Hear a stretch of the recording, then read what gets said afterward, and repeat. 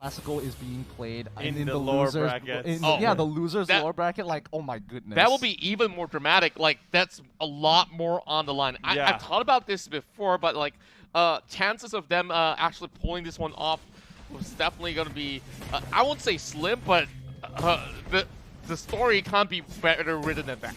Yeah, and now the game has started, and it looks like BTR is going for that level 1 invade. Just like I said, they have the advantage. Whoa, they got a really big stun there, and this could be it. They forced them out backwards. They didn't get a kill, even though they got a 3-man Jacundo, a 3-man stun coming up for the Sicilian. Oh, that would have been great if they got a first blood on top of all of that. Oh man, I mean, they're going at it once again. They might just actually get this first blood on the way. The Nana will be able to actually get that kill over on the Akai. What a way to start things off for the side of EVOS Legends. Yeah, very hectic, very, very well played coming in from EVOS Legends. Efficient usage of their abilities, and that's going to help them slowly ramp themselves up into this game. They already looked for the punish. They took away the gargoyle as quickly as possible, and now rotating back into the mid lane to clear that up. Brands is still alive, however, but that level 1 invade was a really good idea from Bigetron. However, a great defense from EVOS Legends. Yeah, and it can't be said any better than that. And not only the defense was great, that sort of a maneuver, the offense, the opportunity that they took, but John hopped right in towards the middle. Oh, close call. Luminaire was really close with that flame shot there, I'm not going to lie. If they're able to steal that, that's just like rubbing salt into the wound. And that's going to be a lot of EXP loss as well, if we're looking at it. Luminaire's going to be hitting level 4 as pretty much soon, but Brent's is already hitting 5, so he can still dish out quite a lot in that sort of a instance if they were to commit to a team fight. All right, let's keep our eyes open here because we can see that Jawhead is forced to go into the dual lane with Carry as well as Nana. They don't want Sho to be susceptible to, big dives from Bigetron Alpha, who is, if they're following the textbook, usually around level 4, they usually group up and go to the back line. Great defense coming here from Bigetron, quickly going into the bouncing ball to deny K the 1,000-pounder. And now Rexy, he's going to be A-OK. He's going to clear the mid wave. Bottom lane looks like it's going to get dove under, but they push Bravo out of here. But the rotations are coming very, very quickly from BTR. They're going to back away. It's a cat and mouse game. Both sides are really scared to commit to this. Yeah, and of course, no objectives appearing just yet, but the Turtle's coming up pretty much soon. So BTR has already gotten themselves in towards very, very good position. KYY now facing off against Bajan, but Bajan is a little bit too tanky for this. So that Turtle's got to wait while there is a wave crashing over to the side of the bot lane, while 3 members from the side of EVOS Legends are still loitering around the mid lane. So this is definitely high chance for BTR to take this very first Turtle. Remember, nobody has Retribution here. Luminaire does have the Flame Shot, but they're not even going to contest this for now. The most important thing is that the buffs, is the buffs, honestly. Brands does now have the Turtle buff, which is very, very scary, which means he can run people down. Rekt, he's going to go for the Way of the Dragon onto Anissa here. No one's going to respond just yet, but oh no. This is just sad to watch. Yeah, this is the very reason why they actually pick up the Yakai. Just to clip off the Kufra. Like, I don't care if you're a bouncing ball, if I'm going to lock you down and put you wall to wall, there's nothing much that you can actually bounce off from. Yeah, oh, man, it's so oppressive, when an Akai finds just the right angle to get in on top of you and just pin you against the wall. Yeah, of course, especially for the likes of EVOS Legends, like, every other members are so far off, like, there's nothing much that they could actually do to save the Kufra. Now, over on towards the mid lane, there's a lot of gathering coming in across, especially Luminaire, who's being literally a human ward for now.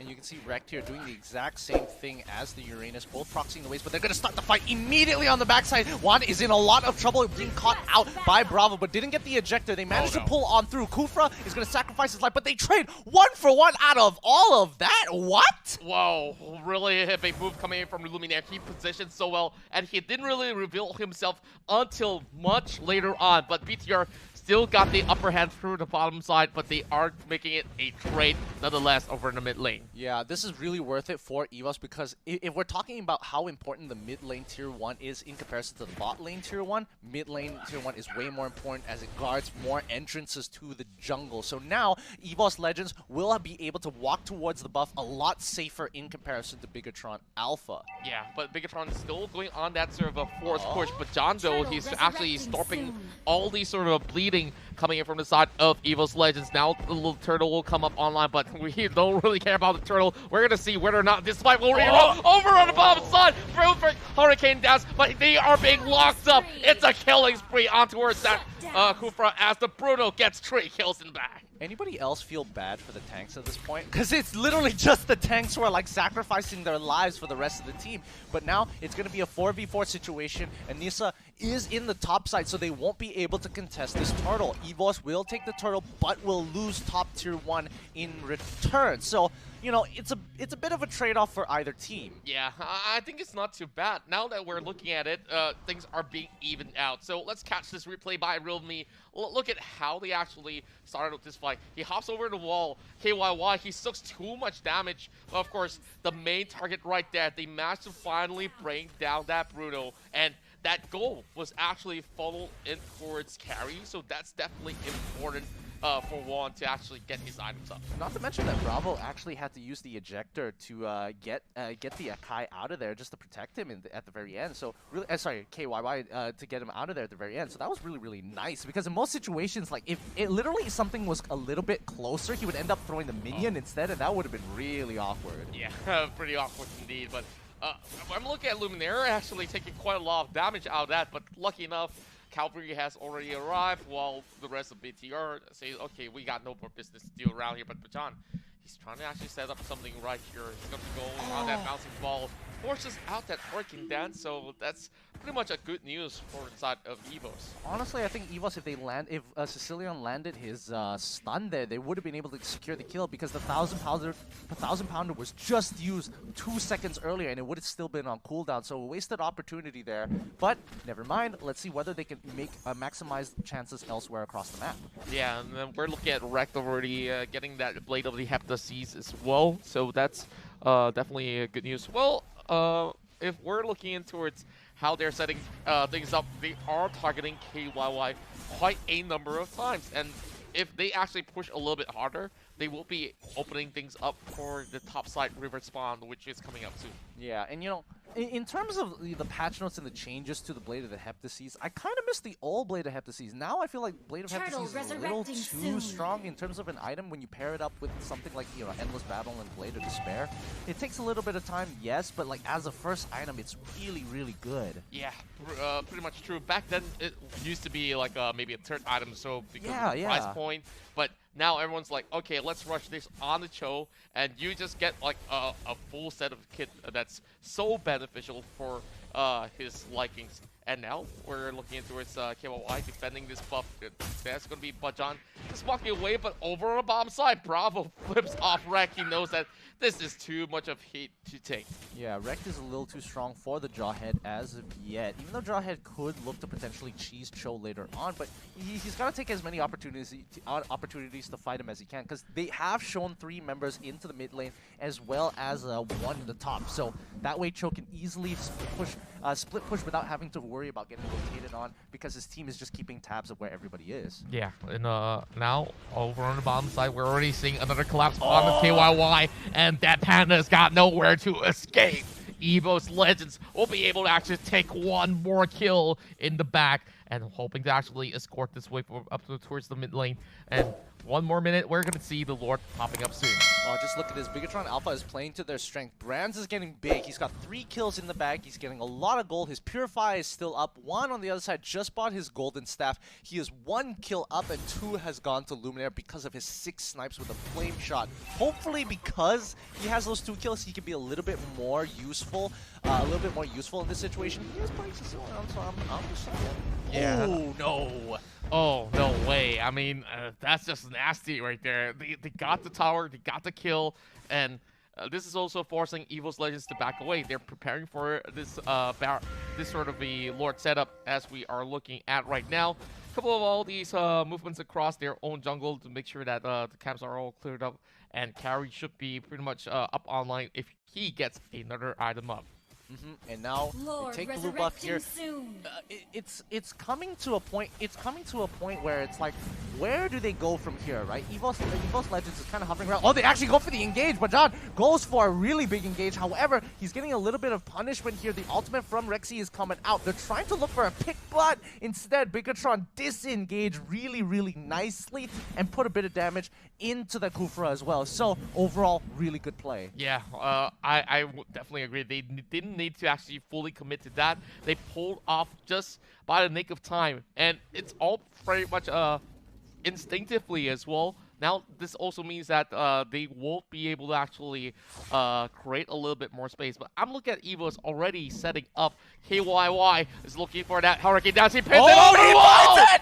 Oh my goodness, Nana's just going to walk out for now, but the rest of the team is actually pulling on through. The backline is in trouble as Bajan doesn't actually get the stuns at the end. However, Cecilia's just a little too big. Rexy landing everything with one, cutting them down. EVOS finds the opportunity, all set up by Bajan as well as Nana. Well played. Oh, that was the maniac that they have been looking for and won. This is the man that we're looking at that shut down the entire forces of BTR Alpha. With this Lord, is no doubt that EVOS Legends will be able to actually make it out alive. Is this the breaking point for Bigetron Alpha? Could they lose right off of this? They're breaking the turrets one by one. EVOS is getting so much off of this. One bad fight has equated to at least 6K worth of gold. That is crazy. Oh, we gotta look at this again. Look at how this erupted. It started off with that Hurricane Dance, but look at how Bajan sets things up and the positioning coming from Juan.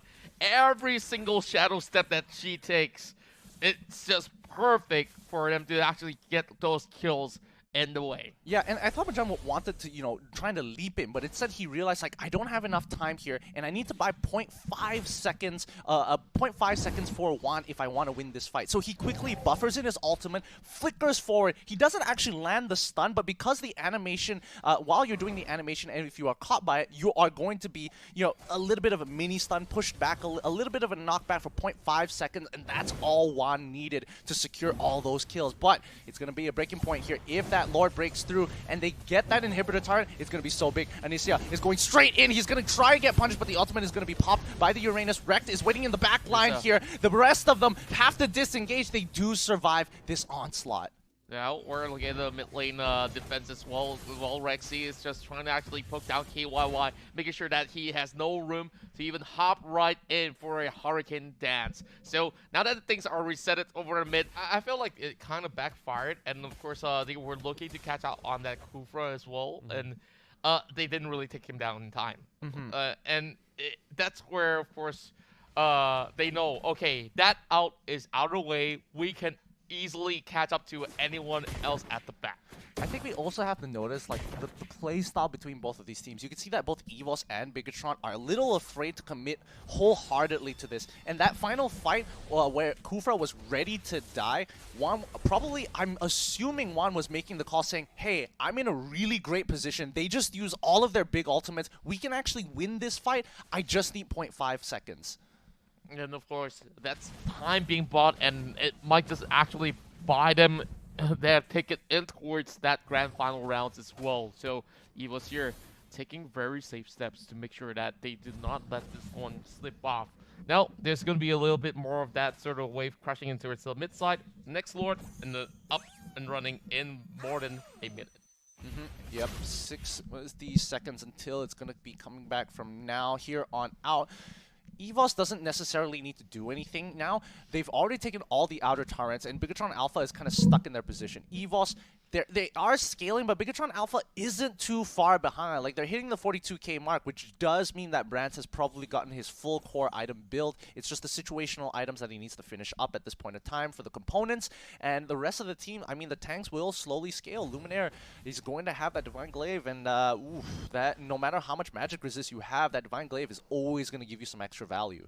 Yeah, I definitely would agree with that. And so far, you know, like, there's a lot more items coming up, and then of course the wings are being purchased by Yakai as well. Things are just getting in towards that plateau where, you know, everyone's got some extra gold. They just need to swap out some items and make things work. Probably a lot of all these masses will be sold off by now. Yep, and again, they're not touching the waves at all. EVOS just going there, absorbing the EXP, a little bit of gold, but their main objective is to catch Bigetron Alpha rotating towards the Lord. And if they walk a wee bit too far into that jungle, it could prove to be devastating. Now, Kufra is giving the information to the rest of the team. He's going to buy some time as Bigetron slowly rotate down, and Nana is trying to slow them down too. They have to quickly finish up this Lord because they are pushing through all the way to the back line here. Bajan, he is setting things up. Hopefully, he catches them off. Lord is going to go into the hands of EVOS Legends here, and he's going to get some damage onto Anicia. Anicia walks a little too far in the way of the dragon, secures that kill. He should be he should be able to respawn in time to actually deal with the Lord, but that's just icing on the cake for EVOS. Yeah, they just completely crushed your weariness right there the moment he just walked right in towards that Lord pit. Well, the rest of them can't even catch up. Like, we're looking at EVOS Legends there. They just needed one. Like, every single one of these guys were just at that choke point at each of these brushes like we see. Yeah, and now now they're good. Now it's about minion wave management here. We know EVOS knows how to do this. They're gonna set it up to make all the Lord empowered minions just crash into the inhibitor turrets at the same time. And Bigetron, they want to push out just a little bit to slow down and at least clear one of these waves so they can focus on the Lord when it does reach that inhibitor turret. Oh, but John, though, he's hopping right in towards Dreams, and BTR knows what's coming up, so they are peeling off the mid wave first. But you know what's coming over the top side is the Lord that will just rush right in to break up this top lane tower, bottom side as well, as we're looking at the Jawhead trying to actually deal off that situation against the Cho. But look at how Brent is so occupied to take him down. And here comes some engagement over the bottom side. They get the knock-up in, but KYY immediately opens up the Hurricane Dance, and that will be the rest of the members of EVOS at least reaping the rewards from the top lane. Oh, that was really, really risky. But John does get a two-man engage. However, he doesn't follow up because he knows that there aren't any walls to secure the stun. But he comes into the backline here, quickly goes into the bouncing ball. They've got what they wanted. He quickly flickers on backwards. Does he want to force the fight? And yes, he does. The disengage is trying to come out from Bigetron. They need a little bit more space. Juan's in trouble. He's going too far. Bravo secures the kill. He flicks back Bajan, and now they're in trouble. They take away another inhibitor turret as they try and get through, but KYY secures Rexy against the wall. This is going terribly wrong for EVOS Legends. They just bit the dust because of one small mistake coming out, but John almost actually clipping people off with that Tyrant's Rage. But, well, I feel it's really tough for the rest of them to follow up. It's too deep inside of the inner parts of the base, and every single one of these EVOS Legends members, they were not prepared, and now they have to face what's coming right here. The mid lane being crushed right open. Oh no, no, you can't die here! No. Oh no, they're gonna try and end this game. They're trying to end in this game right here, right now, but they don't have the minions because luckily Luminaire cut down that siege minion really fast. Oh my goodness, this would have been terrible had Luminaire not used his ult on the wave. Oh. My god, imagine losing because of that. Oh. Now, time for the replay. Look at what happened right here. He's hoping to bounce off towards that wall. He knows that it's not happening anytime soon. He flickers at the back, hoping to connect a Tyrant's Rage. But because one thought, okay, it's time to go right in. But you saw Luminaire, right? They were already building out. It's like they're ready to let go of the Kufra. But because of that awkward positioning, and because of that sort of miscommunication, they got themselves trapped up. I don't know if it's going to be a miscommunication or Juan being a little too, you know, trigger happy there because he already used one Shadow Step to get into a really good position.